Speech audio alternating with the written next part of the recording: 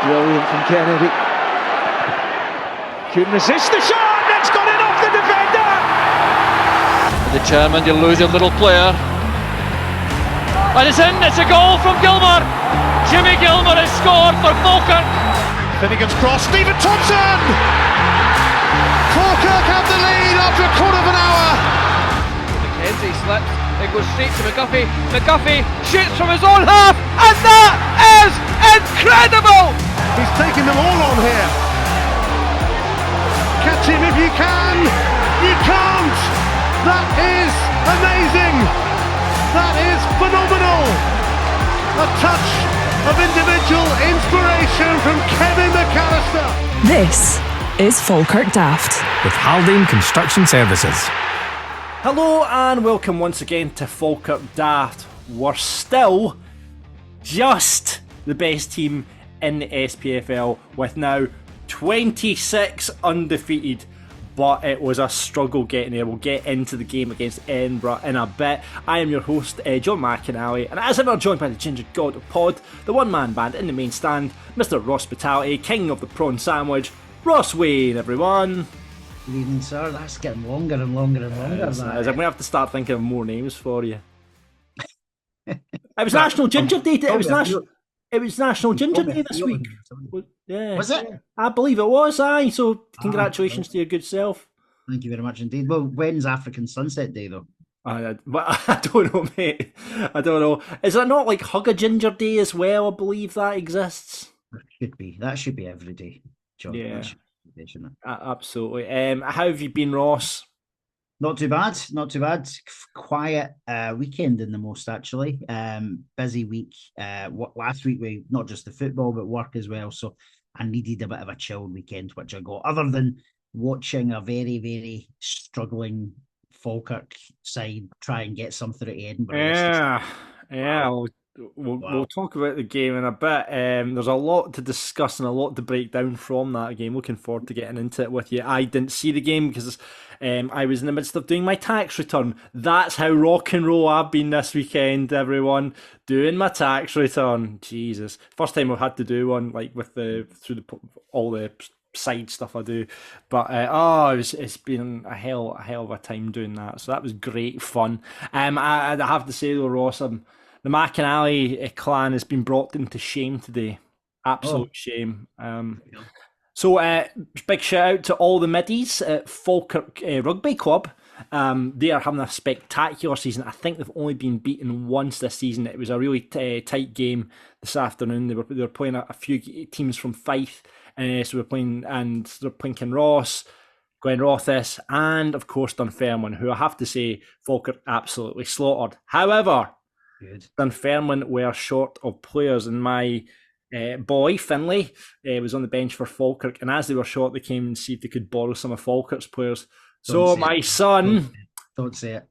played for Dunfermline. I've got him up the road. I've given him a really good. I was like, get yourself in that bathroom and do not come out until you've absolutely you're cleansed of the Dunfermline off you. So yes, my son played for Dunfermline Rugby Club this afternoon. So it's brought the family name into disgrace. I said, don't ever tell anyone that, right? Just keep it to yourself. Just shared it with 2,000 people. Oh, no! Damn it. So that was me. Ross, I've got a couple of shout-outs through, Ross.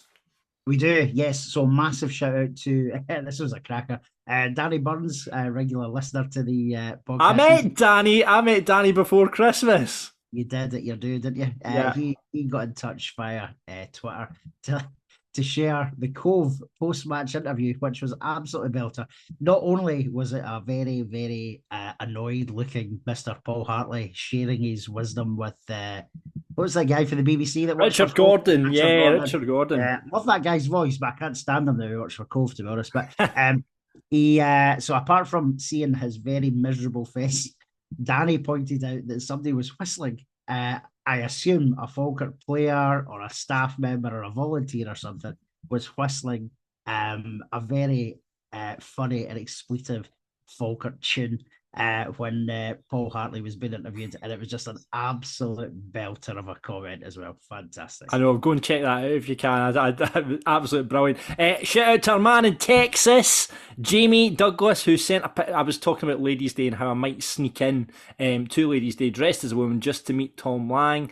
And it was so Jamie will put it on our socials. Decide to Photoshop me onto a lady's or David Williams from Little Britain's body. So thanks, Jamie, for that. Really appreciate that. Ladies' Day actually sold out. Yes, I saw that, and I don't know if it was in part due to our shout out for them last week, but that's amazing that it's sold out.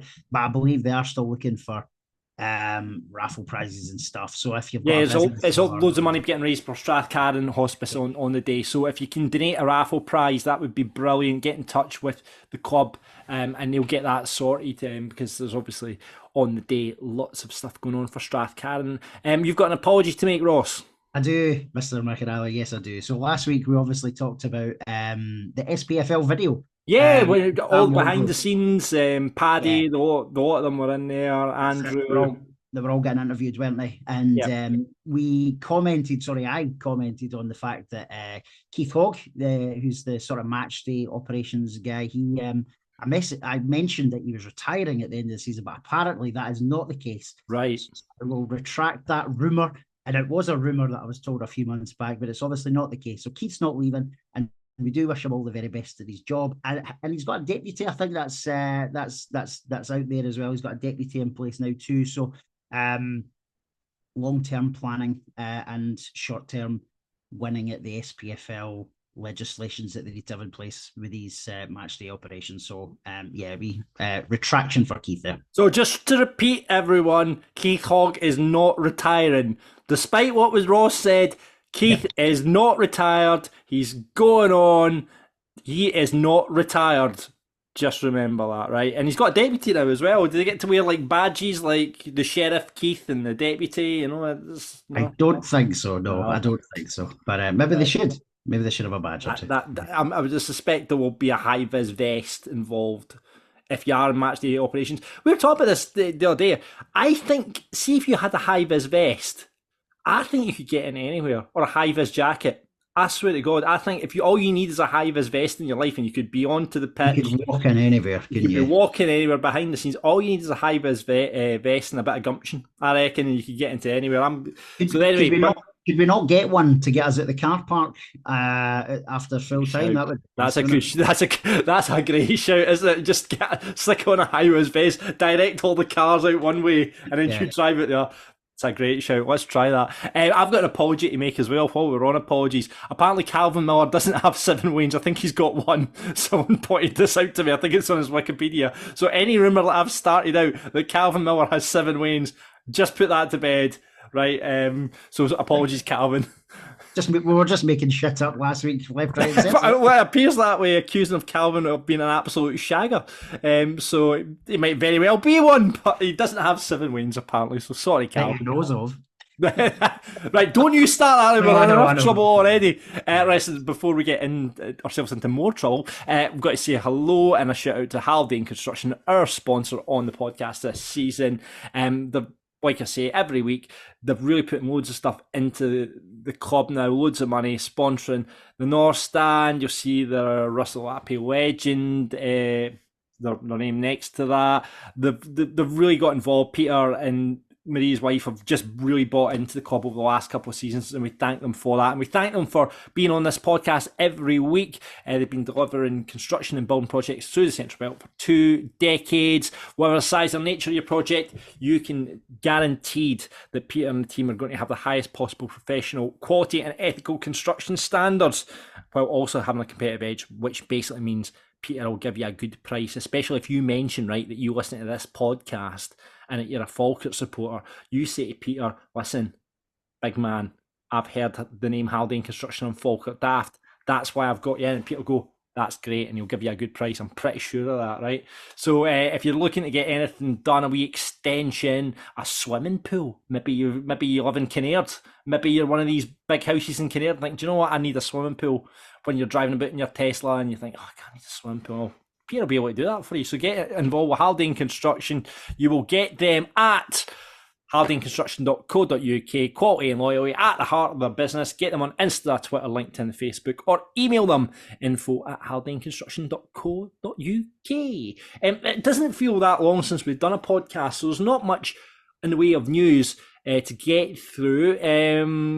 Big gig happening down at the Camelin Social Club. Now, let's put this to bed. Is it Camelin or Camlin? My dad tells me off for calling it Camelin, right? But he says Camlin. No, it's Camelin. That's what I would say. It's Camelin, isn't it? 100% Camelin. Right, Camelin or Camlin, let us know. We might put a poll up on this because it needs to be settled, because I have felt like, I say, Dad, you're just being posh by calling it Camlin. It's Camelin. It does feel like he's what does it here now? Here's the acid test. So what does it say on ScotRail on the train? No, it does say Camelin. It does say Camelin. There's the acid test right there. See, years ago when the station first opened, though, do you not remember? There was a big hoo-ha because she said Camelon, and it was just ridiculous. But it's now Camelin. It's now right. Camelin. I thought it said Camelin, right? Well, I'll record that I'm getting the train through to Edinburgh from Larbar to Bonnyrigg next week. I will record what gets said on ScotRail just so we can put that to bed then. Right, Good. okay. But there's a big gig going on there in the social club soon, Ross. Yes, it's we mentioned it a couple of weeks back, but the FSS have got their football budget fundraiser that night of the 26th, Friday the 26th, at the Camelin Social Club, as we said at the time, was formerly the Labour Club. All the money raised from tickets and from the raffle and what have you will go to the football budget this year. And tickets are £15 available from Skiddle. And as we said, all the profit is going to the football budget. So please get along if you can. And if you're looking for the specific link, we can share that as well. But it's also on the Falkirk Support Society social media pages, and I assume the website as well. Yeah, glam rock tribute blockbusters playing. I love me a bit of glam, so I suspect that'll be T-Rex, Slade, Sweet, that kind of ilk, and it'll be big platform shoes and lots of spangles. So that'll be a cracking night. So get yourself along to that on the 26th at the Camelin Social Club. Match sponsorship sold out, and there's only limited hospitality left for the rest of the season, Ross. Presumably, you're going to all of them. No, I'm not, thankfully. How many have you got? I'm not allowed to say because we've got a wee competition. Oh, right, that's true. That is true. On our Twitter pages, but I have been there. I have been to a few this year so far. We've got a few left, or a couple left, beg your pardon, for the rest of the season. So, but massive shout out to the commercial guys, as we've done before, John. It's just phenomenal. What is it? 5 sponsorships per game are all sold out. And hospitality's sold out for a couple of the games. I think it was TNS and Hamilton Accies. And there's only really limited spaces left at the other games, which you would assume, if we are still in the position that we're in, heading towards sort of end of March, April, May time, then these games are going to sell out as well, aren't they? Yeah. I think it was a worry when obviously Kieran left the club, because Kieran obviously did a lot of, as a commercial manager, did loads for the club and was very good. But, the two Grahams and Paddy, shout out to those guys, because they've done an absolute great job. And you can sponsor anything you want at the club, Graham will take the shirt off your back quite easily. So well done to the guys, and that's great news for that. Extra Bonnyrigg tickets are now sold out. There was a wee tweet went out saying that there was tickets available today, but I believe they're gone now. But yeah, I don't know how long it took for them to go. I'm not even sure why we got extra, to be honest. Maybe Bonnyrigg felt sorry for us and shoved another 100 towards us, I don't know, or maybe it was tickets that people hadn't collected, who knows. But yeah, those are now sold out. I noticed though that today, Sunday, Bonnyrigg had actually tweeted saying that they've now got a general sale of tickets, and they were very clever, not to mention that it was for home fans only. So if you are looking to get to the game, Bonnyrigg are selling tickets for the game, and if I'm sure Falkirk fans are they're not going to go through there and cause any bother. So just if you are looking for a ticket and you're desperate to go, Bonnyrigg do still have some tickets left for sale. Yeah, get on that. Sarah, the Junior Bairns has been in touch as well. They have, yes.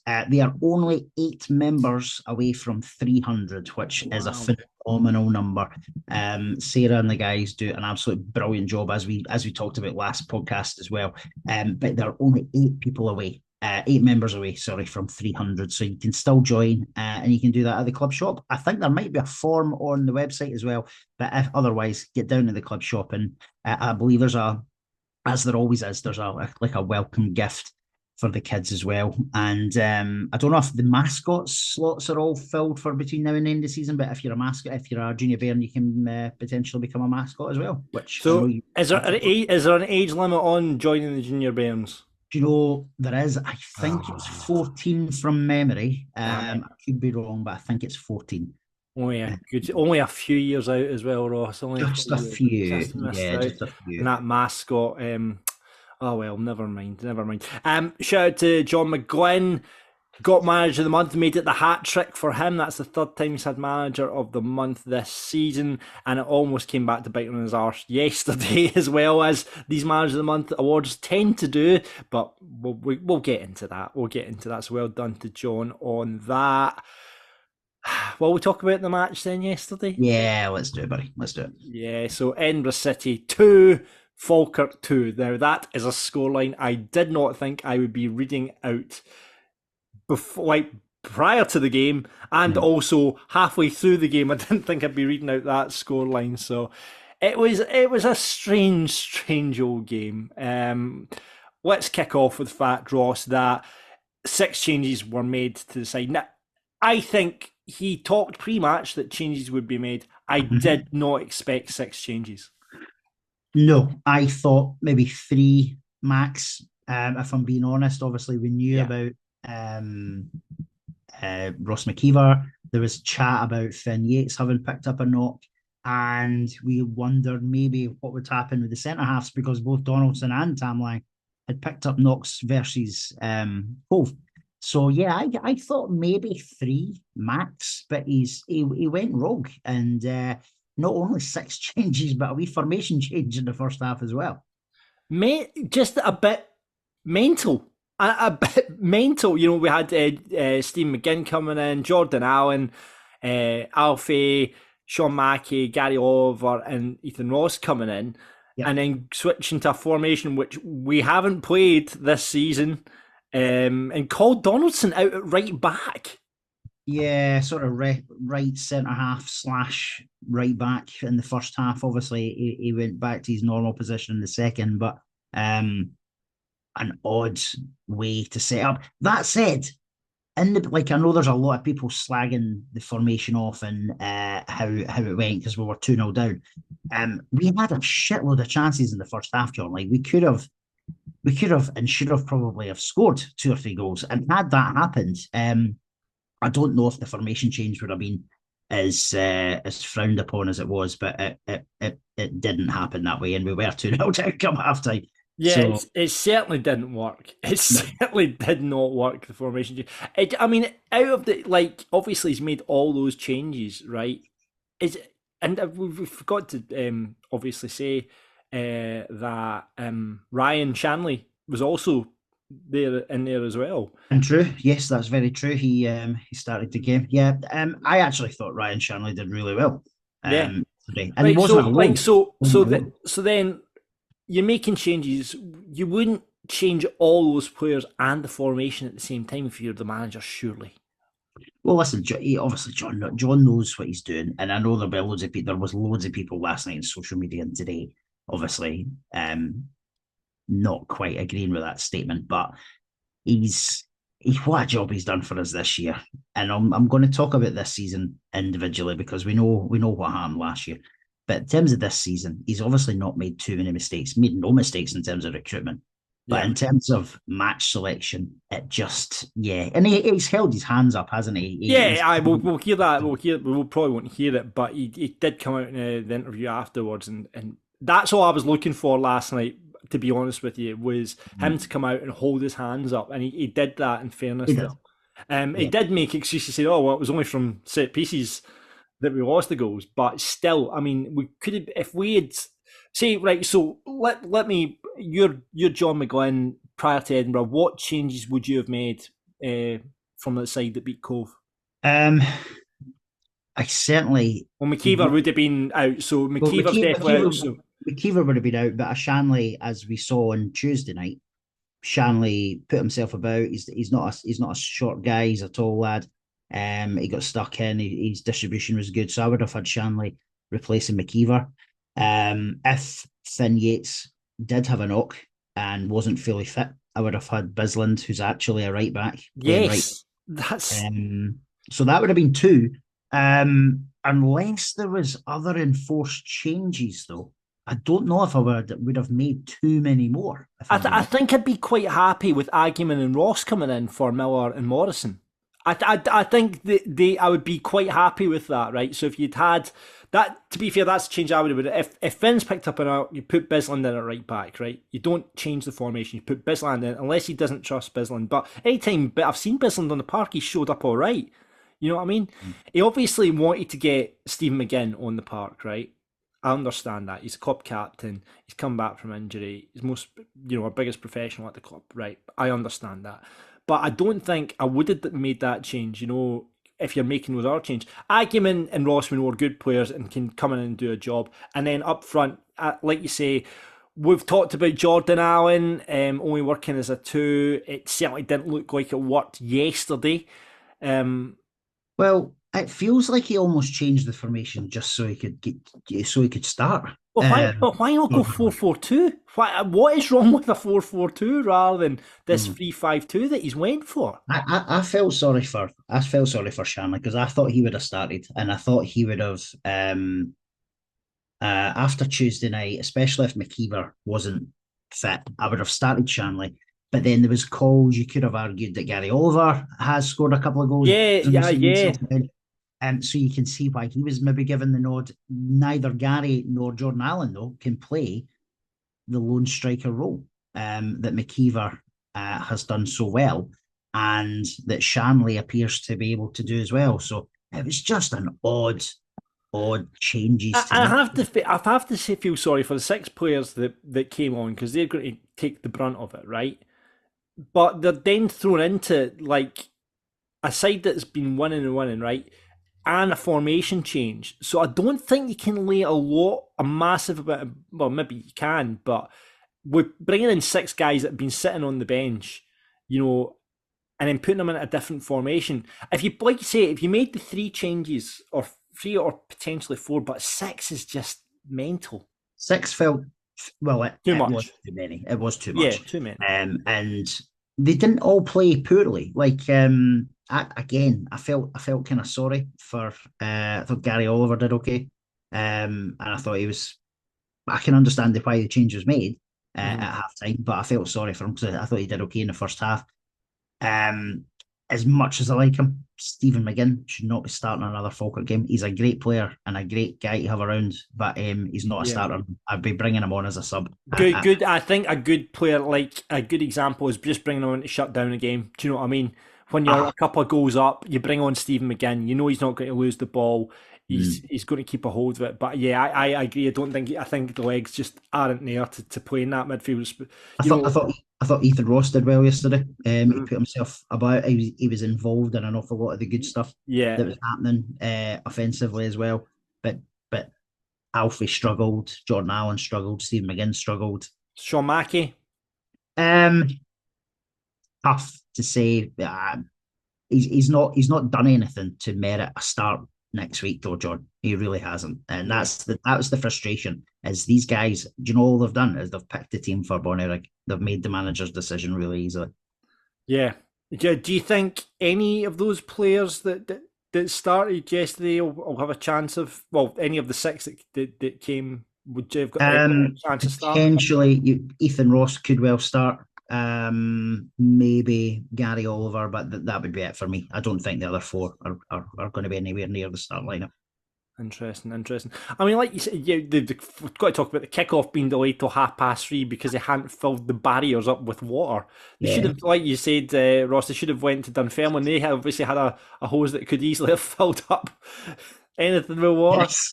Yeah, that as the rumour goes about them. I know that's it. That's not the first time that's happened at Dunfermline, suspiciously as well. That they've had an issue with their under soil heating, but we won't spread any rumours on that because we're in enough trouble as it is. But yes, put back to 3:30 probably didn't help matters but you come in, you see all those changes. Well, couple of chances that we maybe should have scored from. We had the chance from Ross that's flashed across. Alfie couldn't control it. Lang's header was cleared off the line, so it could have been 1 or 2 up. But then Edinburgh get a goal from a corner that shouldn't have been a corner. Yeah, no, that was a frustration because it wasn't a corner. They're a big lad who I think they signed. I forget his name. Is it Fay or something? Yeah, I think they might have just got him from Bonnyrigg actually. He quite clearly headed the ball out.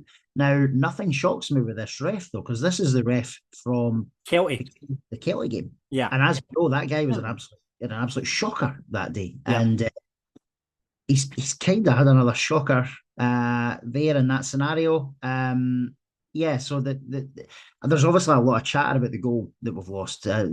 Defensively, it doesn't look great when you watch it back. Not only obviously is the keeper, in my opinion, he's fouled. Not everybody agrees with that. He wasn't fouled. Keeper, you don't be too protective. Keepers get an awful lot of protection, right? And it's annoying when they do, but the boy has literally shoved him into the goal.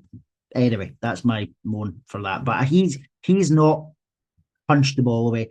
The defence hasn't been quick enough to react to the ball bouncing off the bar either. And it's just falling at the boy's feet, It was an unlucky, it's an unlucky goal to lose just because the weight kind of, obviously lands on the bar and then just falls at the boy's feet. But again, like you say, Ross, why is the guy standing there with no one round him?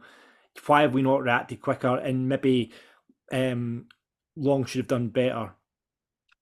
I just think it was a calamity, John, between the defence and not being able to punch it away. As I say, I've got my doubts about the potential foul on the keeper, but the fact is it wasn't given. The balls came off, and he's had a free header into the back of the net. And I just think the defence, what was the defence doing? Ball watching. They basically were. They really were. Spencer looked quite good on the corners, and we got a chance not long after Edinburgh got their goal. Another header from Tam Lang, who seemed to be all over the place yesterday, by the way. But again, cleared off the line again. I mean, if it goes 1-1, it's an entirely different game. But then, he had a couple of first half headers off the line, John, and it could have been so different. I know we didn't play overly well, but genuinely, we had 5-6 real strong chances to score in that first half. And had we even taken one of them, I think the outcome of the game would have been very different. Yeah. And then they get another set piece, free kick. Not winning, the ball goes into the box, headed away. Just not winning that second ball was criminal for me. It was really poor defending. And then the ball goes back in and it's, head into the back of the net, Yeah, another calamity, which is probably the best word to describe both goals. Just a calamity at the back. We didn't have a strong enough header on the first one. As you said, it's then headed back in, and literally, it's not as if the boys absolutely hammered us in. He's literally flicked it with his top of his head, and it's been enough to beat 3 or 4 defenders plus Sam Long. Just really, really poor goals that we've lost yesterday. I know it was. It's very. I mean, I don't know if do you put that down to the formation? But I mean, surely at corners and free kicks, the formation shouldn't affect how we set up at those. You wouldn't have thought so, but then the personnel's different. So can you put it down to personnel? For me, yes, you probably can. And because you've got, granted, you would have 3 out the 4 regular defenders in there, but see, it's set pieces, John. It's not just the defence that's back there. You've got every midfielder, and normally you'll have the forward players as well. Maybe bar one, he'll stay up. And it was, for me, probably personnel related. And you heard Tam Lang interviewed after the game. He was absolutely raging, and he was probably the best of the defence yesterday. If not, him and Calvin Miller are probably the 2 standout players from our team, to be honest. I mean, you were talking about personnel, and obviously McGowan saw there was an issue with personnel with 5 Falkirk changes at half-time. Finn Yates, Leon McCann, Aidan Nesbitt, Calvin Miller and Ryan Shanley came on for McGinn, Mackey, Allen, Agyeman and Gary Oliver, pretty much all the guys that were brought in. How, though, has he not brought on Callum Morrison, our top goal scorer. That for me was mental. Yep, I think we were all expecting Callum Morrison on. All the subs that came on had a part to play, right? So Yeah. it sense that Nesbitt came on, Yates and what have you. I just think there's an opportunity there that Morrison could have got on as well. But then it just shows how wrong the first half, because I think even John McGlynn said that in his post-match interview. Did he not say something like, if I could have brought Callum on and made 6 subs, he would have done? So it just shows you that how wrong the formation and the personnel were. I mean, Ethan Ross, like we said, had a decent game. So I guess that he figured, well, Ethan's actually playing all right. So I'll keep Ethan there, and I'll have to sacrifice, someone, somewhat, because I'm sure he would have brought on. But Ethan Ross had a decent first half, so I guess that's why Ethan Ross and Callum got sacrificed. But to not bring on your top goal scorer seems a bit mental to me. In saying that, though, Calvin Miller comes on, and he's undoubtedly one of the best players in this league, Calvin Miller. 100%, mate. 100%. He saved us again yesterday. Definitely saved us again. I mean, he was involved in all of the lot of them were involved straight away. Shanley was involved in a couple of chances when Nesbitt, who really should have scored when Shanley won the ball down the wing and put it in, Nesbitt should have been scoring that. Miller had a good cross, but Ethan Ross put a header over the bar as well. But it was, a goal which came from Calvin Miller, from great work again from him. Finn Yeats, I mean, here you go. This is Finn Yeats involved, flicked on by Ryan Shanley. Miller at the back post, cuts inside and rifles it past the keeper. 2-1. Yeah, as easy as that as well. It was one pass, a flick on, and there's your goal. Massively deserved it, because we'd hammered them in the first half. We'd had those early couple of chances in the second half as well. So it was no more than we deserved. And if I'm being honest, at that point, I actually thought we'd get another goal quite quickly, and we certainly had enough chances to do so. Yeah, and if we had got a goal quickly, I think we would have went on to win the match. But I mean, in fairness, and I heard Michael McKindle's Edinburgh interview, they were quite organised and worked really, really hard. They did. It was a different Edinburgh City as well. They've obviously signed an absolute shitload of players in the last fortnight. They've had to, yeah. They've had to, but they've signed. I mean, that doesn't make a lot of sense, though, does it? Like, I know why they've had to, because obviously they've not been able to honour the contracts of the players that they've had to let go. Yet, on the other hand, they can then fill their squad with all these loanees and stuff who I assume they're getting for either nothing or far reduced money. Anyway, that's my moan about that. But they're a completely different animal to what Edinburgh City had been. So, and I watched his interview after the game as well. By the sounds of it, they've obviously got huge aspirations of staying up now, which I think everybody thought would be a real. I thought they were done. I thought they were done, but they've obviously. I mean, they brought in quite young boys. I mean, that Edinburgh side's very young when you see it, but obviously the where these boys are coming from, Hearts, Aberdeen, they're coming with decent pedigree, Yeah, no, 100%. And by the sounds of it, they may well take points off a lot of other teams between now and May. So it's maybe not a one-off that we've suffered, but again, that unknown quantity as to who we were facing yesterday, that for me should have been another reason why we didn't tinker too much. Yeah, this wasn't Edinburgh who got 5 goals against them in the first half against Ackies. This was a completely different team. Yeah, you're right. You're absolutely right. Like you say, there was chance after chance after chance following that goal. Miller firing high. We had Lang again, just involved in everything.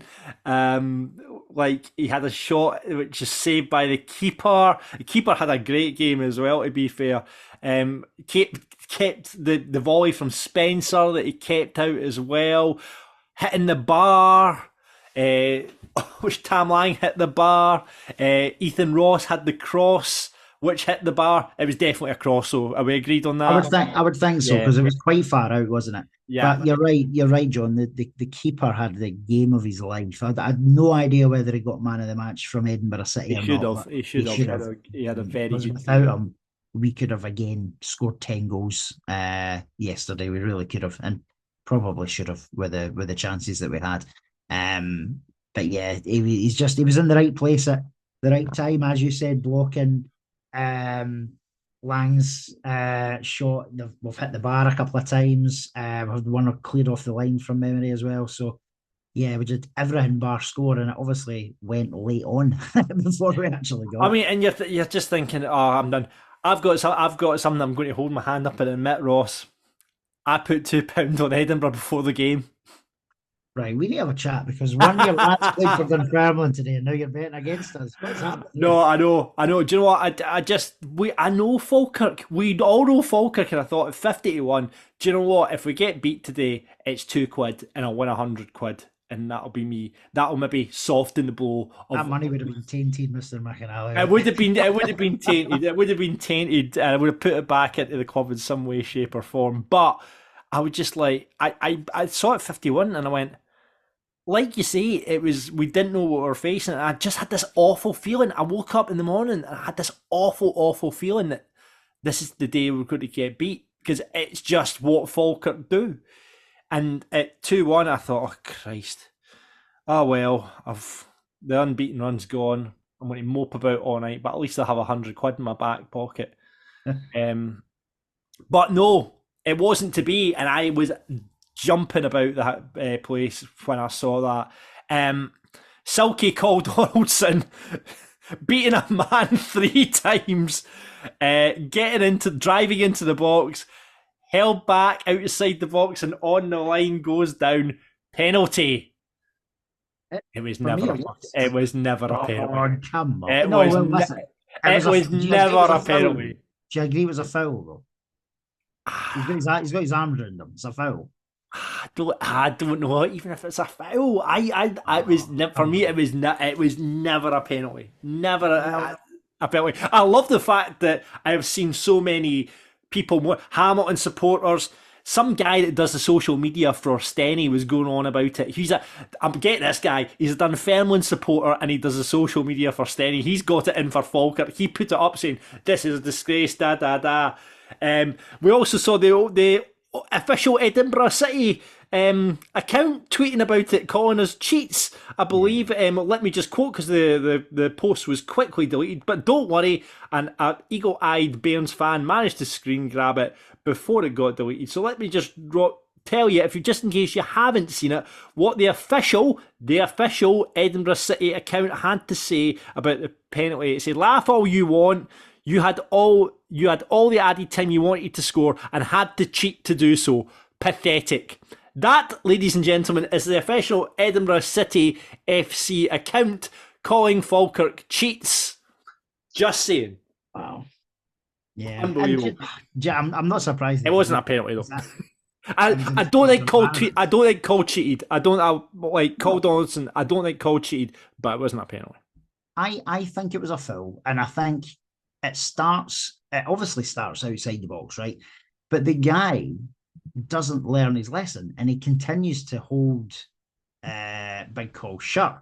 And listen, Big Cole, the one thing he has done is he's made the ref make a decision. Now, this ref is a shocker, right? And he's been pretty bad for us across a couple of games already this season. I'm not saying he owed us anything, but the fact that he got, if it wasn't a pen and it was outside the box and what have you, well, do you know what we're due? We should have had about 8 Stonewall penalties last season. We got called. And let's face fact, it's not really equivalent, but they had a corner. They scored their goal from a corner that never was. So the first goal was never a corner, and they scored from it. So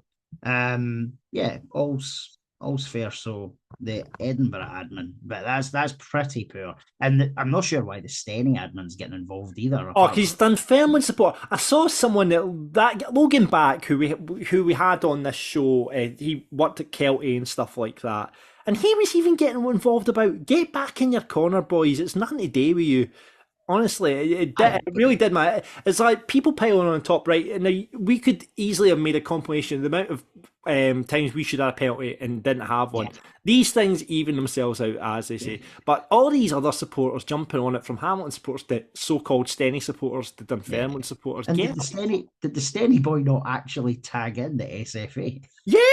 Get your silly Like, fuck, it's mate! just sad as hell, innit? Go and enjoy. I mean, the Warriors are absolutely flying at the moment. Go and enjoy Steny. Just Hopefully that ends soon as well. Can't be doing with that. oh, see, I've got a soft spot for the Warriors. Jeez, you're hard man to please today, Ross. But right, I'm saying not a penalty. You're saying a penalty. I think the Falkirk support split on this. To be honest with you, I've seen a few people saying it was a penalty. I'm saying not. You're saying it was. Aye. Fuck it, we've scored it anyway. Well done, Calvin Miller. It did. Beautiful finish. It was so much confusion about who scored it. It was different people were saying different things. Some people were saying Ethan Ross. Some people were saying Calvin Miller. It was. Let's just say it was Calvin. Yeah, it was Calvin. The issue with Edinburgh, John, as we know, because we've been there plenty of times, is it's shocking for watching football because you're so far away from everything. You're at eye level as well. And the floodlights, I hate to just be moaning about them, but the floodlights are shit as well. It was terrible. And then you saw that in the highlights, it's like, Jesus, you can hardly see the ball. In the nicest possible way, I hope that's the last time we ever have to play Edinburgh City at Meadowbank. I really do. I hope so. I know, my fingers crossed. Listen, let's see what John McGlynn had to say after that. John, it was a bit of a wild game out there today. I don't think many people expected that. Bit of a roller coaster ride of a match. I don't know how you go about kind of summarising that one. To summarise the game, early in the game we had opportunities to score. Almost immediately, Ethan Ross has wiggled through, and the goalie's made a great save from him. We've had balls cleared off the line from corner kick. I'm sure there's a ball cleared off the line. And we had other opportunities early in the game. We were very much on top. From a couple of set plays, we have not defended them well enough. However, one's freakish in that the ball actually hits off the bar. It's kind of like floated in for the corner kick, hits the bar, and basically, from that point of view, it can land anywhere. It's landed right for the lad to put the ball in from a yard out. So there's probably a little bit of bad luck to an extent with regards to that. And then a free kick.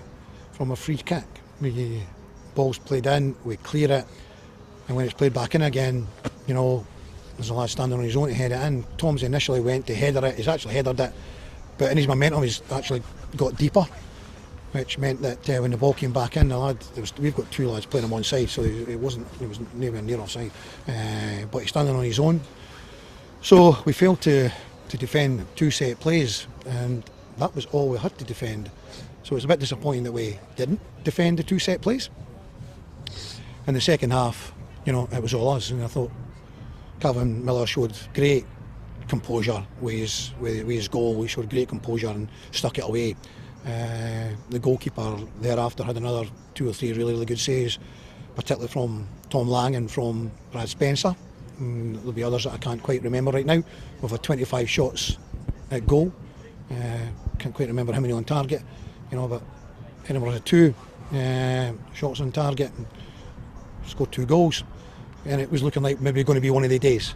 However, the guys kept on going. They showed strong mentality, and then caused in a bit of magic, gets brought down. We get a penalty kick, and fair play to Calvin stepping up, bit of pressure, last kick of the ball, and sticking it away. So we come away with a draw. We keep our unbeaten record intact. But ultimately we've dropped 2 points. We made changes. We made 6 changes. I felt that the squad that we've got would be capable of coming here and being able to adapt. Obviously we changed the shape as well. We put with 2 strikers, played a 3-4-1-2, and again, so I've got to take responsibility for that. We've changed it. When it comes to set plays, it doesn't come down to 4-2-3-1, 4-3-3, 3-5-2, any formation you want, we have to defend set plays. We didn't, and we got punished, and where we've been no losing goals at all. Again, Sam's not had a hell of a lot to do. He's had next to nothing to do. You know, their goalkeeper's much more the busier goalkeeper. So lessons to be learnt.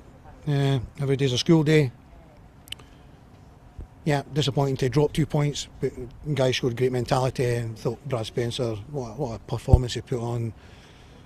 So courageous, going into challenges at times where he was going to come out second best, but he was getting to the ball regardless. I thought he really drove the team on in the second half in particular, throughout the whole game, but in the second half in particular. And Calvin coming on down the left hand side, the combination with Leon, and we managed to get good crosses in, and Calvin's came in at the back post from a ball coming in from the other side, and he takes it really well. So, as I say, I take responsibility for the first half. We've changed it. We could easily come away there with 3 points. At the same time, we've come away narrowly getting 1 point. So, lessons to be learnt. Yep, and let's hope he has learnt his lesson from that. I think every day is a school day, Mr. McGlynn, and yes, I think you've probably learnt your lesson. 10 lines for you and a punny eckie. Signed punny eckie. Did you ever get a signed punny eckie, Ross? No, if I'm being honest, but the yellow, that was the old yellow sheets on it. What a good boy you are. I only ever had one signed punny eckie. What did you do? Oh, I'll not get into that. My mum worked at the school, so I couldn't get. Oh, you were you had to keep it the straight and narrow. Fair enough. He's come up, he's held his hands up, and actually, we have to say, in Michael McKindle's post-match interview as well, he had no issues with the penalty either. No, because it was a penalty. Wasn't a penalty? Wasn't a penalty? But as football people know. But no, that's all I wanted to hear from John McGlynn. All I wanted to hear. I mean, he was still making excuses like formation doesn't matter with the set pieces. I think there's maybe something in it, but you know, I agree with it. I do agree. Like we said that earlier, didn't we? That the fact that it's probably down to the personnel that you lose goals at set pieces. It's probably not a formation, because, as you said too, like whether you're 3 men up front or 1 man up front, you know what you're doing at a corner. It should be the same. Should have. So yeah. Yeah, but he came out. He did what I wanted him to do. He held up his hand, and that point could be really important when you look at it. We're now, we've dropped 2 points on Hamilton now, so we're now 9 points clear. They've got a game in hand which they play against Stirling next Saturday. Stirling actually got a really surprise result up at Montrose. They've beaten them 1-0, so you hope that momentum will keep them going. They've brought in a few players, brought in Kieran Offord from St Mirren as well, who we all know is a decent player who left Edinburgh, obviously. So, fingers crossed they can get some. I mean, obviously Hamilton managed to get a win over Cove, who look like they've come right off it. They even had their man sent off. Hamilton still managed to win 2-0.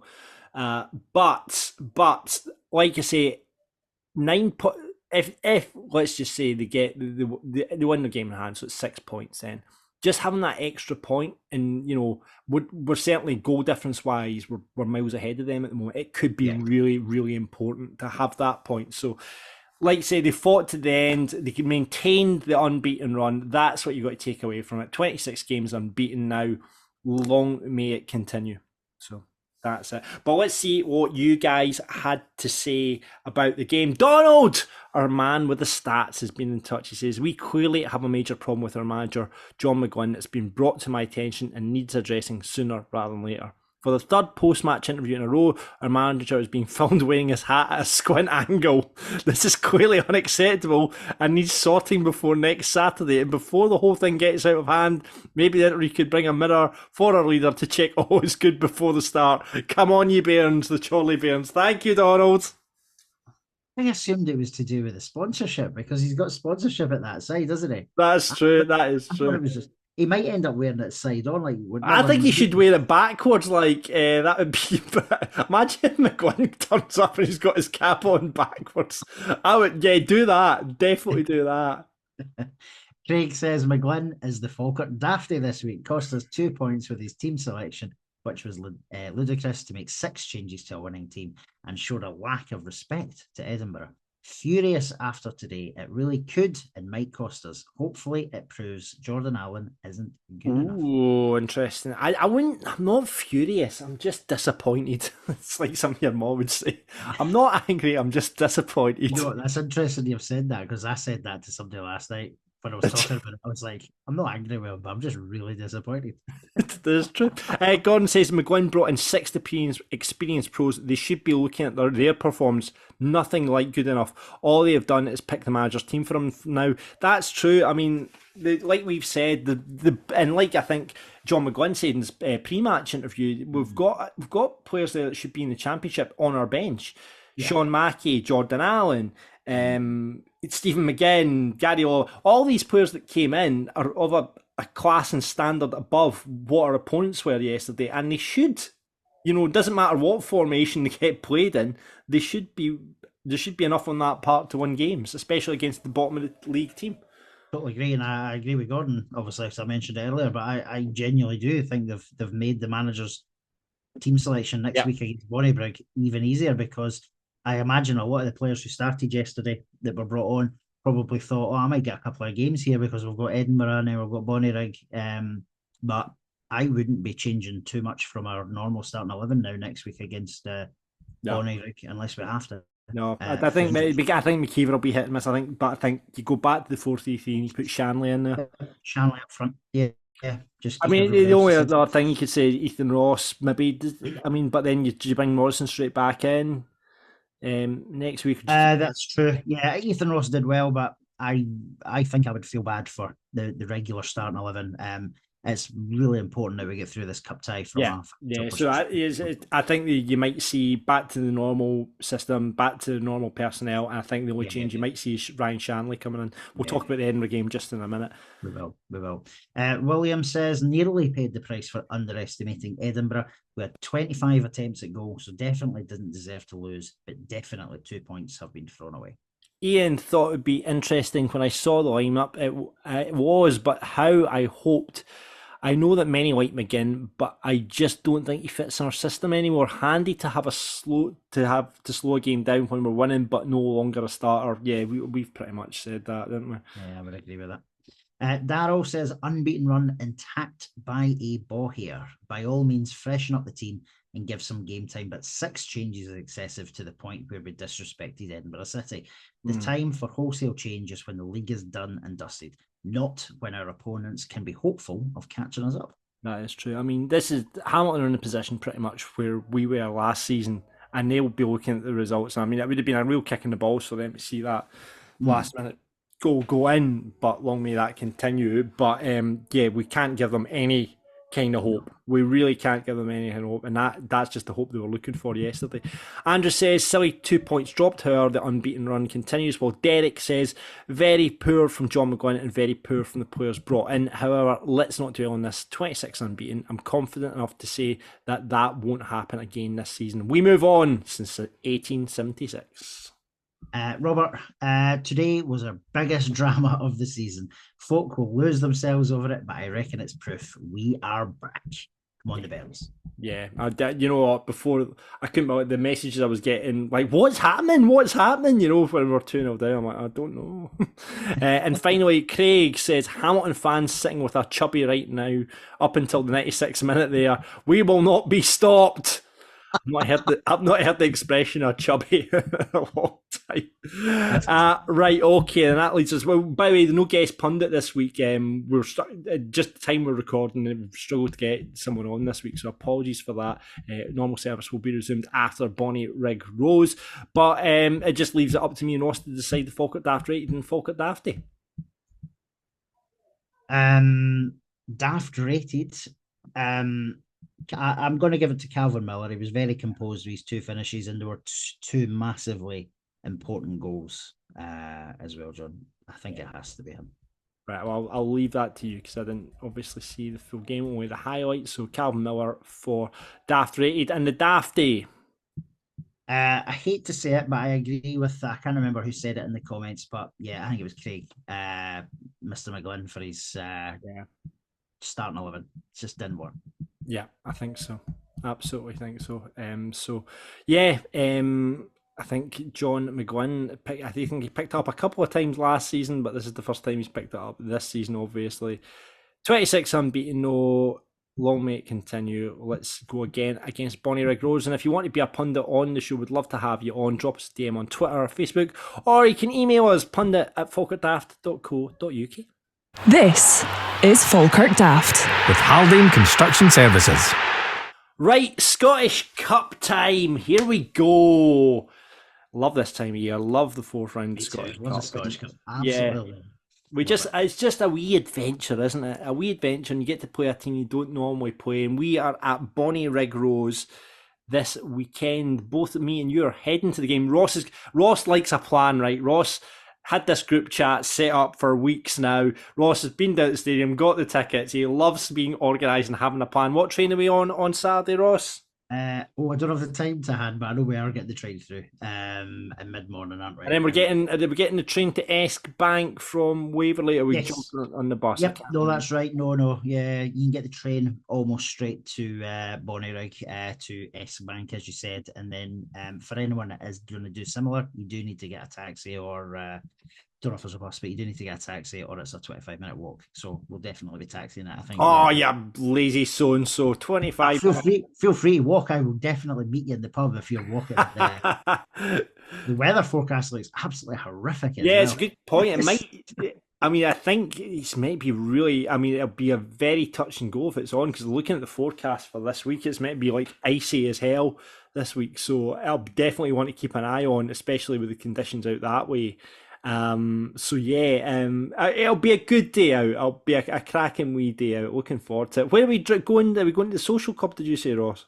I think so. The recommendation I got given from a Bonnyrigg fan was that the social club at the ground's pretty good, pretty big as well. Or there's a pub just outside the ground, and I can't remember what he called it now, but I can tell you now because I've got it to hand somewhere. What did he call it? No, I think I've not got it to hand, John. Actually, beg your pardon. I can't imagine there's that many pubs in Bonnyrigg. I can't imagine there's too many. But for Bairns fans, I think that with 600-700 Falkirk fans through, the pubs will be pretty busy. Yeah, train beers. Absolutely. Yep. Excellent. Yep. Scottish Cup, innit? Scottish Cup. A couple of ex-Bairns actually played for Bonnyrigg Rose. A couple of goalkeepers, Paddy Martin and Michael Andrews. Yeah, Paddy Martin's their number one just now, I think, and we know him fairly well from a short spell at Urk. I don't think he played too many times for us. I don't think, but they played against Darvel in the cup, didn't they? No, that would have been PJ Morrison that played that tie. But yeah, Paddy Martin's there, Michael Andrews, and a very, I don't know, he's probably not a young lad now, but Reese Peggy, ex-youngster. Wow. From back in the day. No idea what age the boy is now, but he's probably 30-something. Yeah, I was just like, when I saw Reese Peggy, I was like, Jesus, wow, that's a blast for the past there. So, did Reese ever play any games for us? I think he might have got on the bench a couple of times, but I don't remember too many first-team starts. I think he was at about the time Jay Fulton and stuff like that. I think he might have been about then. It might be late 20s, early 30s now, Reese. Potentially. Yeah. There you go. It's first ever meeting in the Scottish Cup between us and Bonnyrigg. We've had a couple of meetings with them before. Won 3-0 in the summer. That was in a friendly. We played them in the League Cup as well in 2022. It was 1-1 and we won in penalties 4-2. We did, yes. I wasn't at the friendly in the summer, but I was at the League Cup tie. It was a tight game actually. It was one of those games where we had an awful lot of the ball, we had an awful lot of chances, just couldn't put the ball in the damn net. I think it was a Callum Morrison free kick. It was a cracker from memory. But it's a small, tidy wee ground, quite exposed though. So if it is windy and stuff on Saturday, I think it's going to definitely be a leveler, John. And the pitch is famously not great at Bonnyrigg. I've been interested in 90 minutes. I just want us to get a couple of goals, get through, and then see how it goes. Yeah, they picked up a point against Dumbarton yesterday. He's currently sitting fifth in League Two at the moment. Seem to be a bit up and down in terms of their form, drawing, losing, winning. It should, it should be. You would hope for a Falkirk win, because I think, like you say, this is a really important competition for Falkirk in terms of revenue. We saw obviously last year the run to semi-final and effectively kept the cup afloat, if rumours be true. That run into semi-final with the TV money and everything that came with it pretty much kept Falkirk going, and is obviously fed into the budget this season as well. So it's really important, that we get past Bonnyrigg Rose and in the hat for the next round, and looking for either progression or a draw against one of the bigger teams. Yeah, no, I think that would be my thought process as well. We're unlikely to win the cup, right? We want to get out of this league. The league's the priority. We've got the Challenge Cup semi-final coming up as well. Personally, I would quite like to win that, as in the full tournament. I think we're good enough, and it's another honour that we could. It's within our grasp. Whereas the Scottish Cup's a bit different. I know we made the semis last year and stuff, but we had a really easy run into the semis. Well, it wasn't easy, but it was a kind draw, wasn't it? It was a very kind draw into the semis last year. Yeah. So I think you want to make a bit of money. You don't want to lose though. Like, and it's the thing. It's about momentum. That's the thing. It's you want momentum, And like, we shouldn't we underestimated. I think John McGuinn underestimated Edinburgh at the weekend. Like we said about the changes made.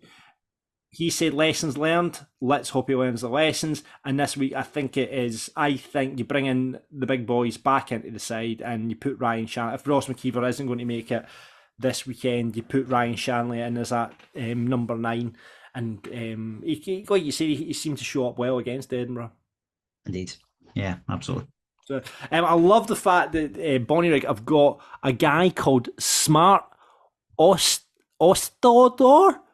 But his first name is Smart Osador. There we go. He plays for them. He's got 4 goals for them this season. Smart. Do you know, Hey, there's going to be a lot of jokes about Smart. There is. I hadn't noticed his name, but I had noticed that the top scorer boy, was it Martinique or something? He's actually a defender though, and he seems to be their. He's got 9 goals for them this season. So is that maybe set piece related? As in, he's a big fella and he gets his head on quite a bit. I don't know. You would think that'll be it, but yeah, I mean, it's going to be good fun. We all love a wee Scottish. I'm sure there's going to be a lot of the ultras going through as well. I'm sure there'll be a lot of noise made. I'm expecting flares as well in a ground like that. So it should be a good fun. I'm really looking forward to it. It'll be probably freezing. Luckily, I've got, as I showed Ross, for my Christmas, I've got these little hand heaters, which I'm so old now. My wife goes, that'll keep your hands warm at the football.